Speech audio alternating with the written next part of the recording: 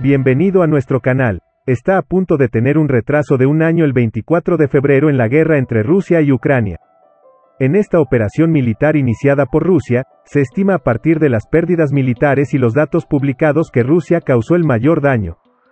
Según fuentes militares ucranianas, Rusia ha sufrido algunas de las mayores pérdidas militares en una sola guerra desde el comienzo de la guerra.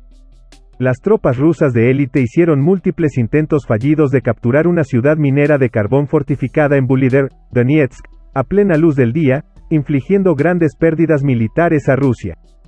Funcionarios ucranianos informaron que un número significativo de soldados enemigos fueron asesinados, heridos y capturados durante la guerra, y por tercera vez desde el comienzo de una invasión a gran escala por parte del Kremlin hace casi un año, una brigada naval de 5.000 hombres fue destruido casi por completo. Los tenedores rusos exigieron el enjuiciamiento abierto de los generales incompetentes responsables de la masacre de sus soldados en el campo de batalla como resultado de las pérdidas significativas de la guerra y la destrucción de al menos 130 vehículos blindados. Algunos de estos generales son, en palabras de Igor Girkin, exoficial de inteligencia ruso que participó en los levantamientos pro-Moscú en Donetsk y Crimea, una cresta completa, cometiendo los mismos errores una y otra vez.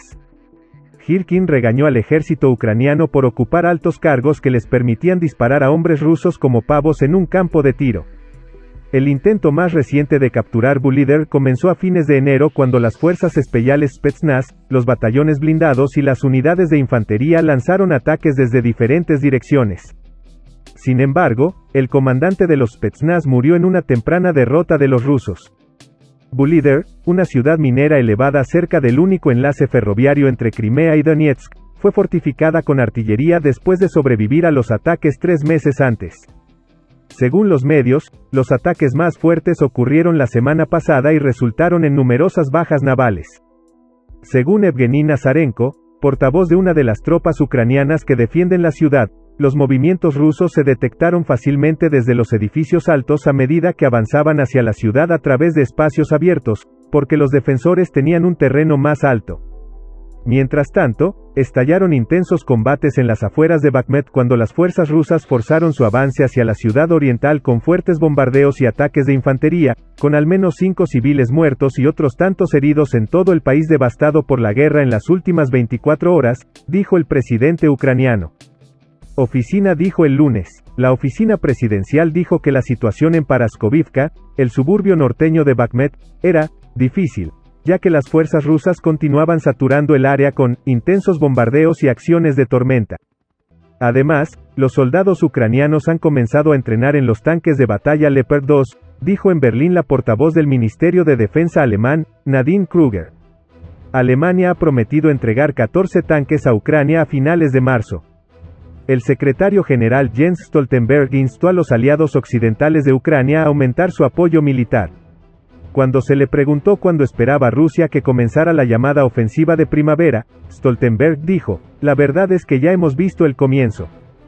Stoltenberg, para mí, esto solo resalta la importancia del momento. Es urgente proporcionar más armas a Ucrania, dijo a los periodistas en Bruselas.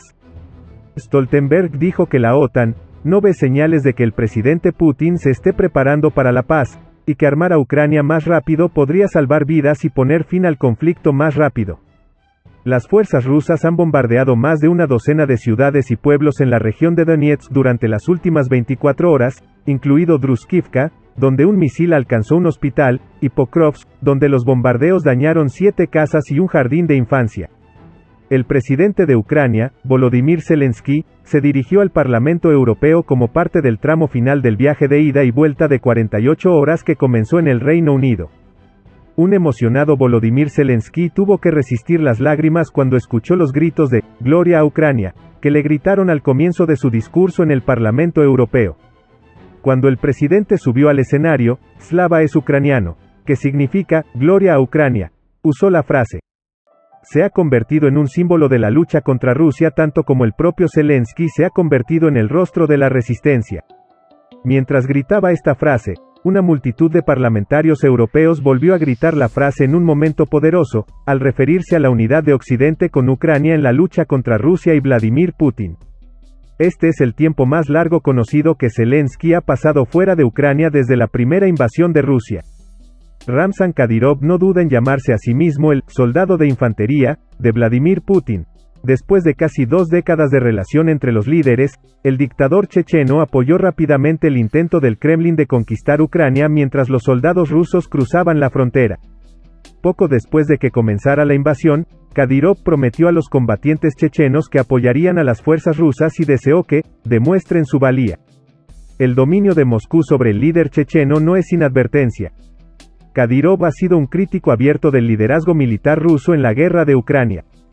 Sin embargo, el experto ruso Denis Sokolov dijo anteriormente a Foreign Policy que las élites regionales en regiones como Chechenia todavía se vuelven parte del sistema y ven su futuro con el régimen. Este no fue siempre el caso. En 1991, cuando la Unión Soviética se hizo añicos, Chechenia declaró su independencia de Moscú a principios de la década de 1990 para alejarse brevemente del turbulento liderazgo del Kremlin. La violenta Chechenia vio la independencia de facto a mediados de la década de 1990, justo antes del comienzo de la Segunda Guerra Chechena, justo antes del milenio. Después de años de derramamiento de sangre a principios del siglo XXI, Putin devolvió a Chechenia a las firmes manos de Moscú. Pero a medida que avanza la guerra en Ucrania, el futuro de la república que alguna vez fue separatista y el líder de la oposición puede volver a estar en debate, con consecuencias potencialmente tumultuosas para Rusia, la región y el resto del mundo. La relación Kadyrov-Putin es una de las más importantes en la Federación Rusa, dijo a Newsweek Mikhail Alexeev, profesor de Ciencias Políticas en la Universidad Estatal de San Diego. Putin y Kadyrov se conocen desde hace años, y Putin se reunió con Kadyrov tras la muerte de su padre, el ex líder checheno Ahmed Kadyrov, en 2004. Tanto el padre como el hijo eran voces separatistas antes de cambiar de bando y jurar lealtad a Moscú. Putin y Kadyrov tienen una relación padre-hijo, me dijo Emil Aslan, profesor de Ciencias Políticas en la Universidad Charles de Praga. Al igual que el dictador bielorruso Alexander Lukashenko, el destino futuro de Kadyrov está directamente relacionado con Putin, según Taras Kusio, profesor de Ciencias Políticas en la Universidad Nacional de la Academia Kyiv-Mohyla. No hay forma de que pueda ver cómo Kadyrov y Lukashenko permanecerán en sus puestos, dijo si el liderazgo de Putin terminara, por cualquier motivo.